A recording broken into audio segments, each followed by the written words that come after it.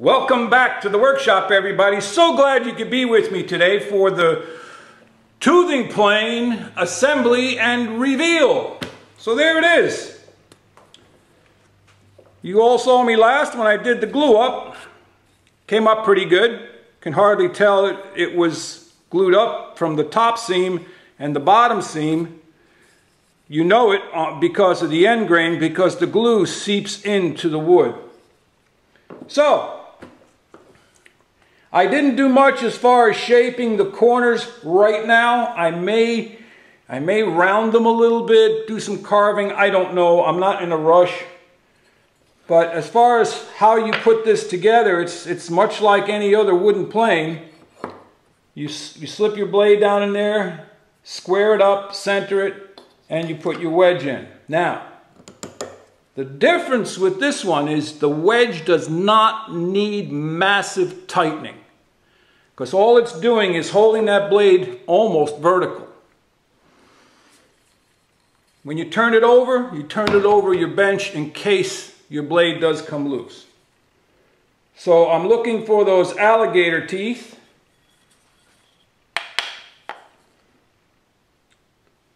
From the tooth blade. And if there's any sort of camber to the blade, you want to center it. That's helpful. Then a light tap on the wedge, just light. And this is just a very light hammer, wooden hammer. And how you use this is you go on a 45 across your wood.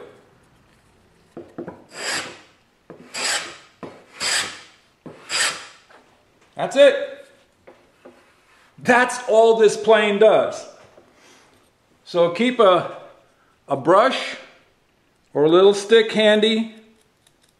Flick off your chips so that the next time you go to use it further on in the project, each tooth gets to do their job nicely. I would not lay this plane down on your workbench. I would always have some sort of a board or a stick. Keep it up off the bench. You could, if you have a tool well, you could put it nose into the tool well, or you could lay it down away from you if you have a board back here to prevent it from getting knocked off. But this one will scratch your workbench top. Now, some people actually do use toothing planes, and they'll create a light tooth pattern on their workbench surface so that it is a little grippy. But I look at it this way: after you use that for a while, this type of a surface, it too will get burnished, and these little grooves, they'll collect dirt. So I don't know if you can see that pattern. The crisscross pattern, let me see if I can point it out. It goes this way and it goes this way. That's a polished surface. That's a tooth surface. So that's it, everybody. That project's done. If you found this helpful, educational, and useful, give it the old thumbs up. I hope you did find something useful in this. Now the next thing is I'm going to need some ideas as to what you want me to discuss. Problems you're having with planing, problems you're having with certain woods, general shop questions, and so on. We have to dig out another unique wood to plane. So I guess the next build will probably be a similar style plane using the Krenov blades that Ron Hawk makes.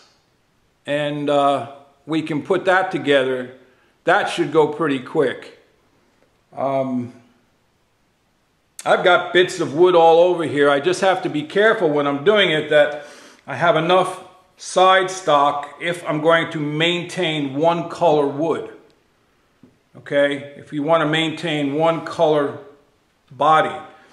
If you're not so concerned about that, then you just have your body to make and then two other colored woods on the outside.